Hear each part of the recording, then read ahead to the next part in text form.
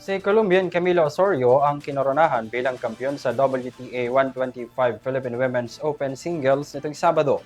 Siya ang kauna-unahang WTA Singles Champion dito sa Pilipinas. Tunghayan ang iba pang detalye sa Balitang Sports ni Kyle Basa.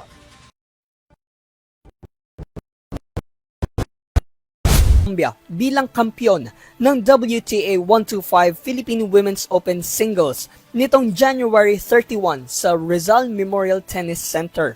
Ito ay matapos talunin ang katunggaling nakaharap niya sa final stage ng torneo na si Donna Vekic ng Croatia. Hard-earned naman ang titulong natanggap niya dahil sa pinakita niyang masterclass performance. Nakuha ni Vekic ang unang set dahil kinapapan ni Osorio ang laro. Kasunod ng mga nagdaang sets ay nagkaroon ng matinding adjustments at pinahirapan na niya ang Croatian foe. Ginamitan niya ng wais na diskarte sa tamang oras, lugar at oportunidad ang pagpalo, lalong-lalo na sa third set kung saan winner takes all. Naging consistent lamang ang Colombian player at nasungkit niya ang panalo. Ang naturang scores ng laro ay 2-6, 6-3, at 7-5.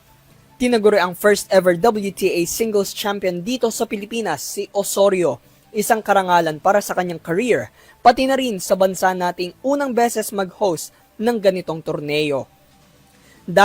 Dahil dito nakapanayam natin si Osorio tungkol sa karanasan niya dito sa bansa. Kung masasabi bang isa ito sa mga top 5 na bansang nilaroan niya dahil sa kabuuang suporta at pagmamahal niyang natanggap mula sa mga fans.